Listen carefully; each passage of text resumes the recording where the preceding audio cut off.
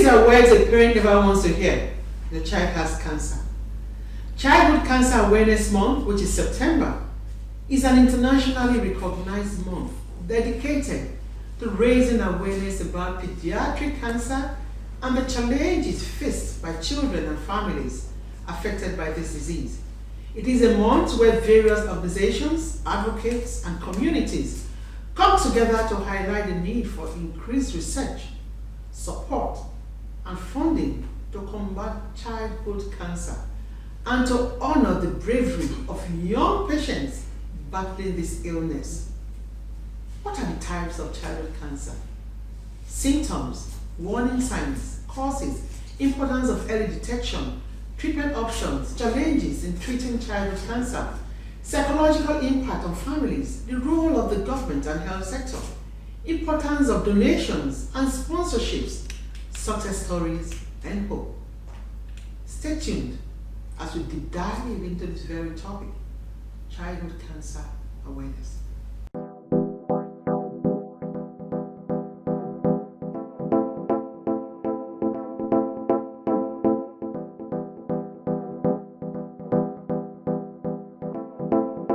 Welcome to your favorite health TV talk show, The Physicians, where your health is our business, and of course will always remain our business. My name is Dr. Martina Agbere, a regular anchor on this program. Today we'll be discussing childhood cancer awareness. It's the month of September and also known as Gold September for a reason, right? Our guest will tell us. I'm not alone in the studio. I'm here with my very, very intelligent guest. She's been on this for years, supporting children living with cancer. They're doing a whole lot. And they're celebrating the beginning of this month of September. She's no other person than our very, very intelligent Dr. NNEKA. She is the founder of Children Living with Cancer Foundation. Dr. NNEKA, you're welcome to our program. Thank you so much. You look really beautiful and elegant. Thank you. It's the month of September and you celebrate your children, right? Yes, we are celebrating Childhood Cancer Awareness and it's a glorious time to do it, which we do it every day. Okay, so why is it called Gold September? Gold is forged in fire to remove impurities. These children go through fire, during the health challenge and come out pure. Okay. And when you think about children, you think about the pureness of, a child is like Innocent. pure, innocent, So, in any case, worldwide, gold is the color that represents childhood cancers. So what is childhood cancer and how does it differ from adult cancer? Childhood cancers are cancers that are seen in children below the age of 16. Any child, any human being below the age of 16 is a child, and cancers that occur in this report are childhood cancers, and it differs from adult cancers in the sense that adult cancers are more lifestyle dependent than childhood cancers. They are more or less more genetic than lifestyle dependent. So that's basically the difference. So let's talk about the childhood cancer, the types, right? What are the most common ones that we have in our country, Nigeria? I think the commonest ones are the leukemias. Although we tend to see cancer of the kidneys, that's Wilms or nephroblastoma. We see retinoblastoma, osteosarcoma. They are quite common. And then I just learned that we are getting more of the brain tumors. The brain tumors? Yeah. Now it's on the increase. We're getting more of that. Now? Yes, and it's basically because now there is more awareness and then it can be detected easier than it was before. Okay, so let's talk about the symptoms and the warning signs that parents and caregivers should watch out for. Parents, thinking about it, like I said, leukemias are quite common, and sometimes or most times the symptoms of leukemia are very similar to symptoms of malaria. The bone pain, the anemia, the fevers, So, having said that, it doesn't mean that any child who has fever or wound pain or anemia is. But you know, the first call here, because we are in a malaria endemic region, is to have the child treated for malaria. But when that child continues to be anemic, continues to, have the wound pain, the fevers and all that, then the child should be investigated. I just talked about brain tumors, vomiting, waking up and vomiting may suggest that there's something wrong elsewhere, not just malaria, so we'll have vomiting, we'll have the bone pain, we'll have easy fractures, we'll have swellings in the abdomen or any part of the body, in the groin, behind the ear, under the chin of the child, in the armpit. By the time you're having lymph nodes in the armpit, it's not a very good sign. Yeah, so the thing to do really, if there's anything at all that one sees in a child and is not comfortable, you should just take the child to go and see the healthcare giver. Now you talked about these symptoms. If you see this, you see that. You talked about the brain tumor. You talked about easy fracture, bone pains, and all those of them. So let's talk about the possible causes. Are there risk factors? Okay, and is it treatable? Yeah, like I said, it's not like the adults where you can say, okay, fine. The lifestyle, can affect. One thing that all of us should be aware of is that every person have cancer cells in them. Okay. And then we'll have the natural killer cells, which get rid of bad cells or broken cells or malfunctioning cells, which these cancer cells are really. So the child's immune system must be top notch. When that is there, then it is less likely for the child to have cancer. So there are treatments, and then treatment is based on the stage at which the cancer is detected. Now, because of lack of awareness, we'll have children coming in late. So that takes us to the importance of early detection. Early detection. So because when a child comes in at a very early stage, the treatment is cheaper, the treatment is easier on the body. As against adult cancers, we have more cures in childhood cancers than in adult cancers. Elsewhere, let's see in America or abroad, we have up to 80 to 90% cure rates. Now we're getting such high cure rates here in Lagos because the doctors in Lutz especially, now manage their children not just by themselves. Okay, they are collaborating and being in sync with each other. The surgeon, the radiotherapist, so every person is working hand in hand.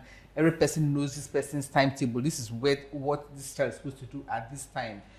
So they are more coordinated, and because of that, we are getting better rates in the cure. So we can treat child cancers with chemotherapy, surgery, radiotherapy, and for me, a child's immunity is quite important because when that immunity is there and is quite good, then the child has a higher chances of survival because even the things that we use are quite toxic to the body. And the body needs to fight all these things.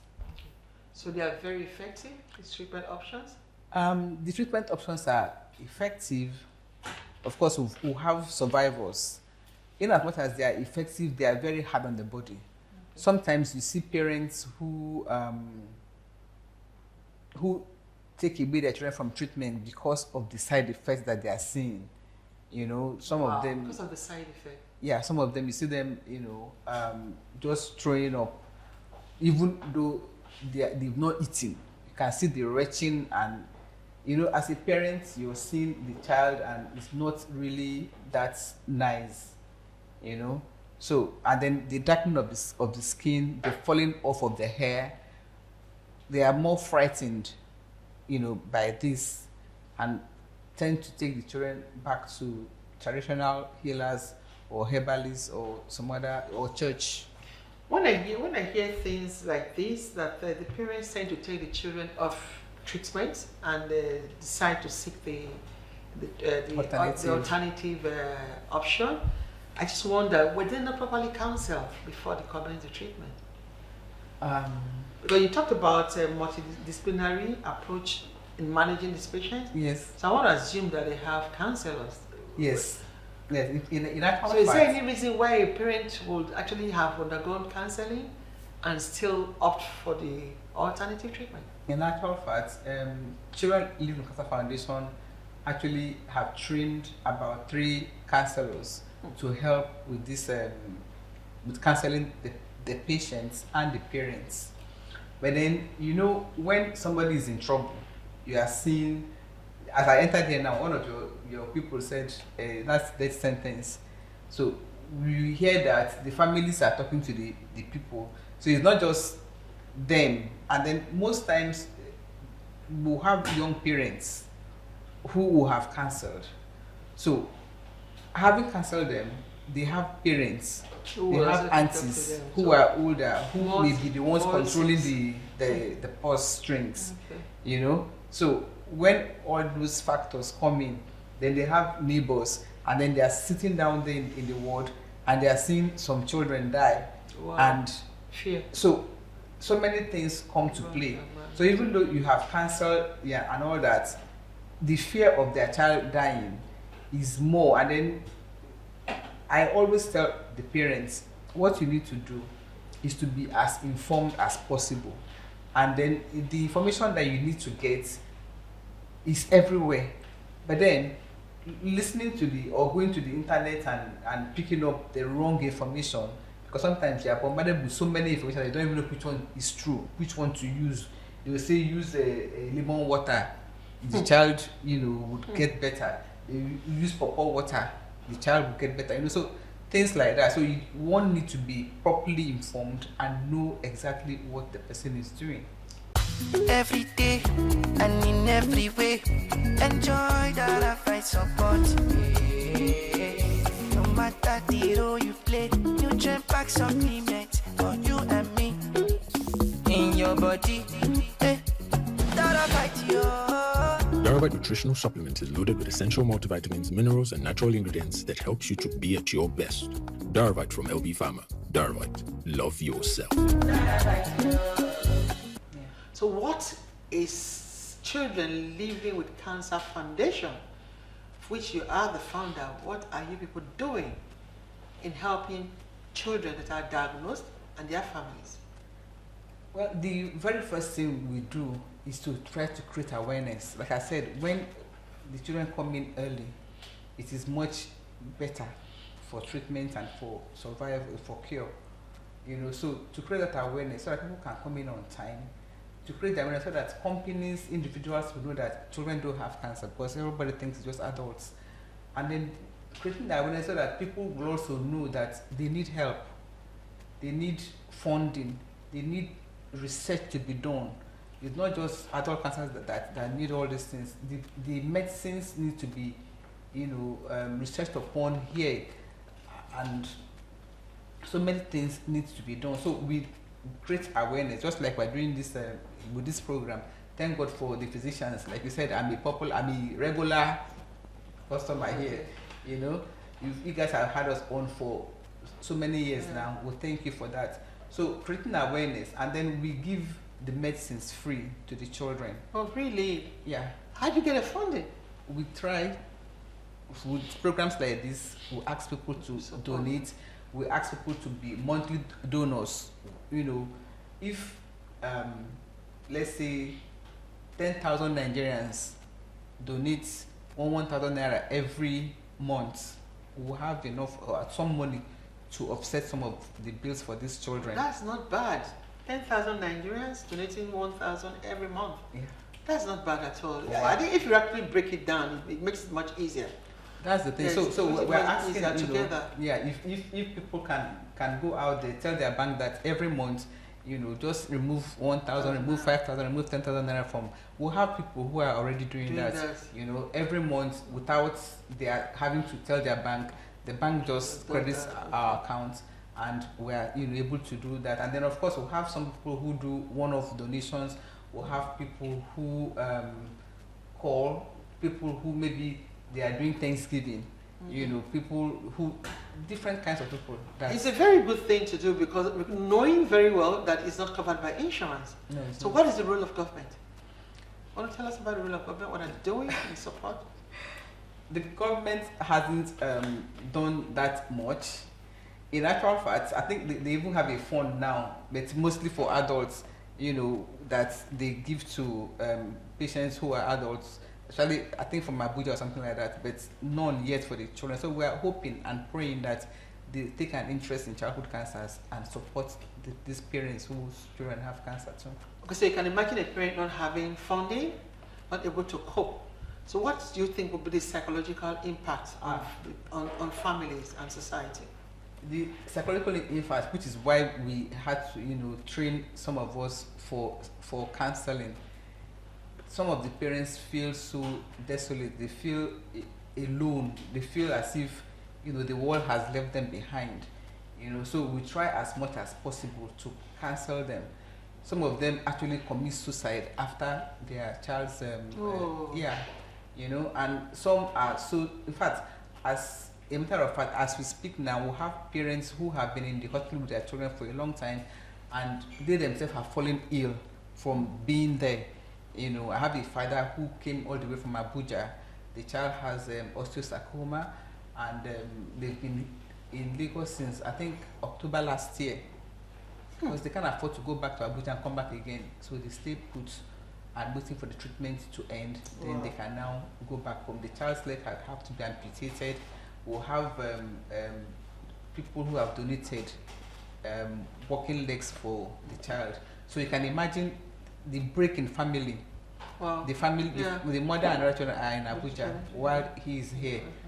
Even the siblings too feel left alone, or, you know, because all the attention, all the attention is focused on the child who has cancer, and they are feeling as if, in fact, some of them actually felt, if me too I have cancer, then my parents would take a look at me and all that, you know.